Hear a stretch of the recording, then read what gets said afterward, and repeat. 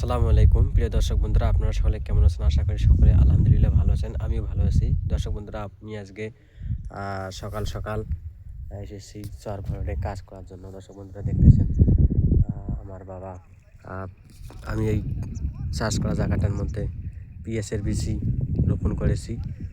এখন আমার বাবা দেখতেছেন মাটি সই করে দিতেছে। দেখছেন মই দিয়ে সঠিক সই করে দেওয়া হইতেছে, যাতে হলে পেঁয়াজের বিচিগুলো মাটির তলের মধ্যে পড়িয়ে যায়।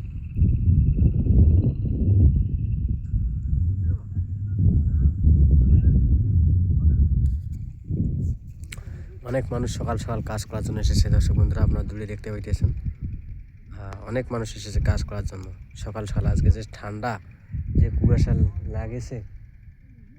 লাগাইছে, তারপরে মানুষ সকাল সকাল এসেছে কাজ করার জন্য। দেখতেছেন অনেক মানুষ এসেছে কাজ করার জন্য।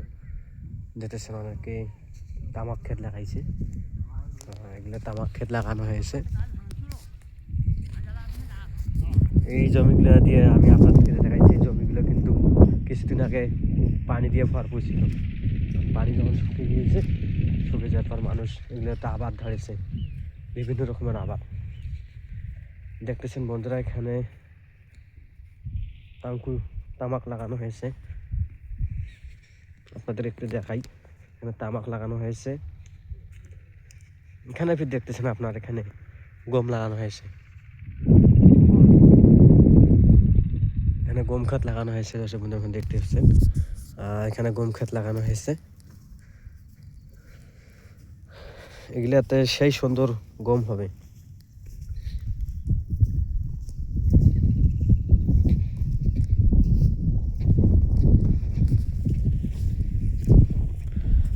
চতুর্পাশে আপনারা যদি দেখতে পান, তাহলে দেখতেছেন আপনারা চতুর্দিকে কুয়াশা কুয়াশা।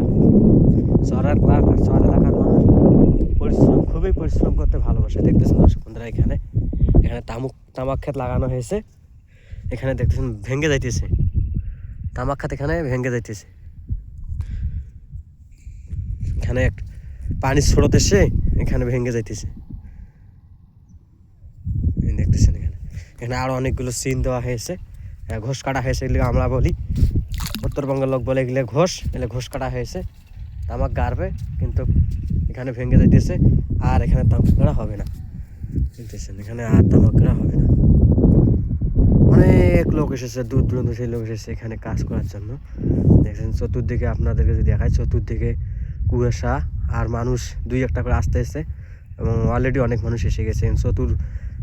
চতুর্দিকে আবাদ মানুষ ধরেছে, বিভিন্ন রকমের আবাদ ছিল। আমরা ওখানে পেঁয়াজ রোপণ করলাম, পেঁয়াজের বেশি সুন্দর পেঁয়াজের আবাদ হয়।